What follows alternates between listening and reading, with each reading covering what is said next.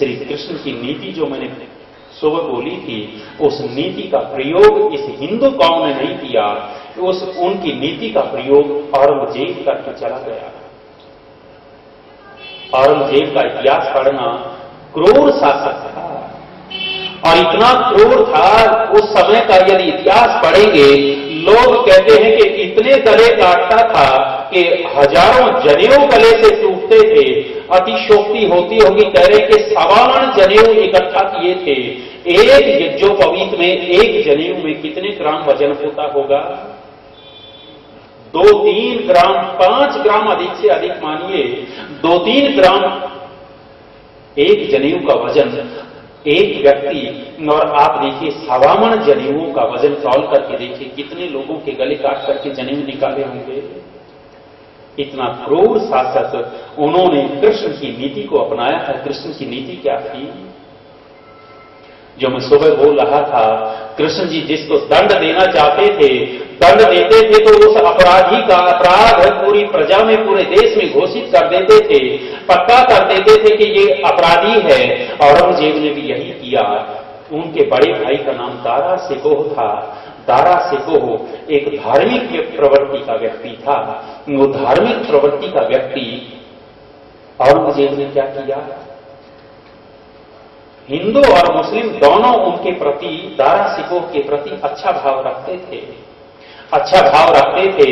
औरंगजेब ने ये किया कि देखा कि ये सम्राट बनेगा, ये बादशाह बनेगा गद्दी छीनने के लिए। औरंगजेब ने श्री कृष्ण के जीवन चरित्र को पढ़ा और पढ़कर के एक नीति का चयन कर लिया कि कृष्ण किसी को यदि ज्यादा वो करते थे तो पहले घोषित करते थे कि ये व्यक्ति ऐसा है।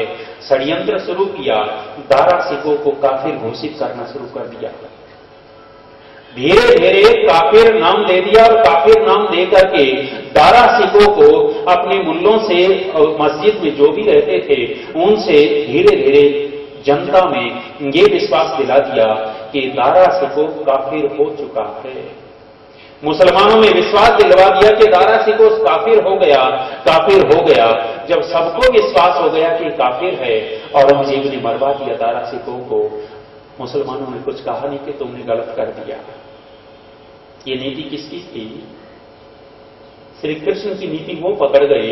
और हम अपने आप को हिंदू कहते हैं, हमने अपने महापुरुषों के दूसरे चरित्र तो लिए, दूसरी बातें तो ली, लेकिन उनकी नीतियां और वीरता का अनुसरण नहीं किया।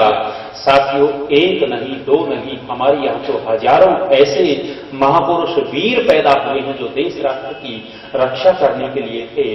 यत्र नियुग भी सत्य शिवा भी, जहां कल्याणकारी नीति होती है वो देश राष्ट्र का राजा राष्ट्र की रक्षा कर देता है, जीवित कर देता है। दूसरी बात क्या थी?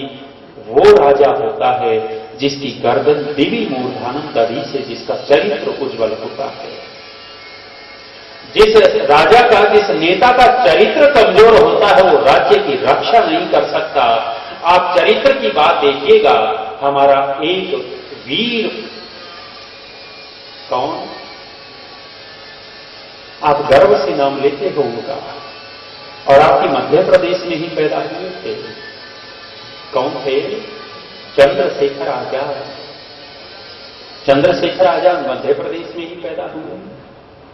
चंद्रशेखर आजाद का इतिहास पढ़कर के देखना कि उस व्यक्ति का चरित्र कैसा था। वो पंडित रौबीला नौजवान, पीछे वो अंग्रेज पुलिस लगी हुई है और उसने घोषणा कर दी थी कि आजाद है और आजाद ही संसार से जाएंगे। पीछे जो पुलिस लगी हुई थी साथियों, चकमा देकर के एक बुढ़िया की झोंपड़ी में घुस गए। जब झोंपड़ी में गए और मां से निवेदन किया कि मां, मैं चंद्रशेखर हूं और मेरे पीछे अंग्रेज लगे हुए हैं, मैं तेरी शरण में आया हूं, तू मुझे बचा। जब बूढ़ी मां ने ये देखा कि शेखर मेरे घर पे आया है, मेरी झोंपड़ी में आया है, बूढ़ी मां के चेहरे के ऊपर एक तेज चमक गया। एक गर्व की अनुभूति हुई कि मेरे घर पे एक क्रांतिकारी ने शरण ली है।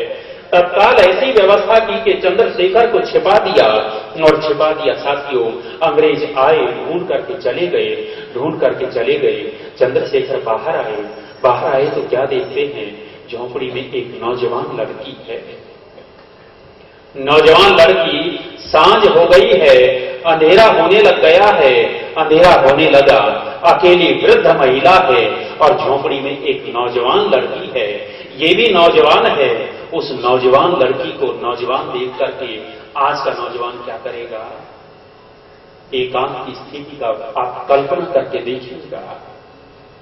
आज के मैं आपको कष्ट होगा, मुझे नहीं पता कि क्या व्यवस्था है, लेकिन हरियाणा में देखा, क्या देखा, जो अपने आप को नौजवान कहते हैं उनको देखा। बस में चलते हैं, ये स्कूल कॉलेज जाते हैं, स्कूल कॉलेज जाते हैं तो नौजवानों को देखा कि बस की सीट खाली पड़ी है, लेकिन ये देश का नौजवान उस बस की खिड़की में खड़ा होता है, रास्ते में खड़ा होता है। खड़ा क्यों होता है? खड़ा इसलिए होता है कि इस खिड़की से लड़कियां चढ़ेंगी तो ये क्या करेगा? ये निर्लज और ढीठ व्यक्ति, वो बहन चढ़ती है तो वो उसकी सत्ता है, स्पर्श करना चाहता है, छू करके उनको अंदर घुसने देना चाहता है। आप क्या कहेंगे कि ये नौजवान देश राष्ट्र की रक्षा करेगा? जो उस बहन को बहन की दृष्टि से नहीं देख रहा, ये इतना निर्लज और ढीठ हो गया कि वो दूसरे की बहन के साथ स्पर्श करना चाहता है, छेड़खानी करना चाहता है। आज के नौजवान की नीयत ये है। उस समय चंद्रशेखर आजाद ने जब नौजवान लड़की को देखा और अकेली गुड़िया है, नीयत खराब नहीं हुई, चरित्र के धनी थे, देवी मूर्धानम दरी से उनकी जो गर्दन थी द्युलोक में थी, प्रकाश में थी। चंद्रशेखर आजाद ने पूछा था कि मां, ये बहन कौन है? बहन कौन है? साथियों, उस समय बूढ़ी मां ने कहा था कि मेरी बेटी है, मेरी बेटी है। चंद्रशेखर आजाद ने पूछा कि मां, ये तो विवाह लायक है, आपने इनका विवाह नहीं किया। तो बूढ़ी मां के चेहरे के ऊपर उदासी छा गई, और उदासी छाई तो बूढ़ी मां ने कहा कि शेखर, मेरे पास इतने पैसे नहीं हैं कि मैं अपनी बेटी का विवाह कर दूं। मेरे पास इतने पैसे नहीं हैं कि मैं अपनी बेटी का विवाह कर दूं।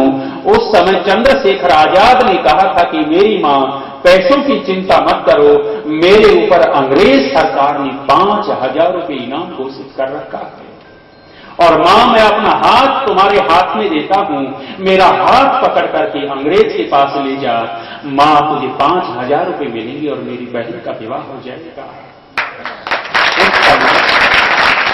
उस समय जो बूढ़ी मां उदास हो गई थी, चेहरे के ऊपर रोना आ गया था, उस बूढ़ी मां के चेहरे के ऊपर क्रोध आ गया, और क्रोध में आकर के कहने लगी कि शेखर, क्या मुझे गद्दार समझा?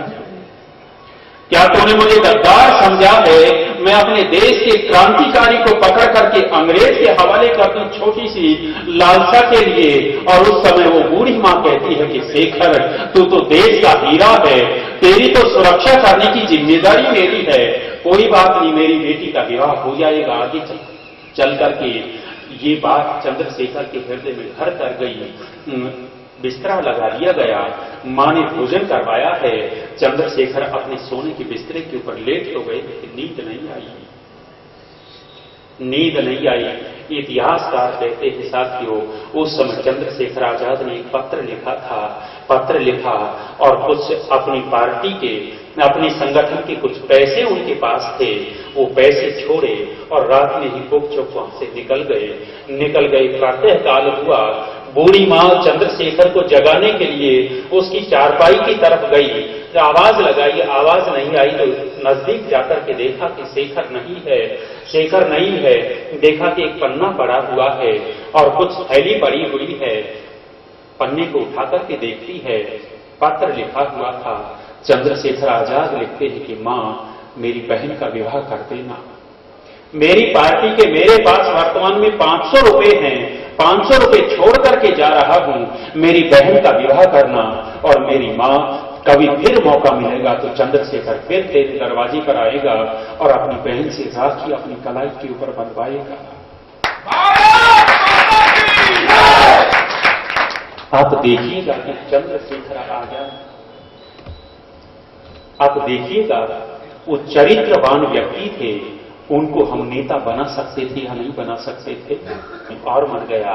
देवी मूर्धानम दधी से देश राष्ट्र का राजा वो हो सकता है कौन? जिसका चरित्र ठीक होता है, चरित्रहीन व्यक्ति देश राष्ट्र की रक्षा नहीं कर सकता।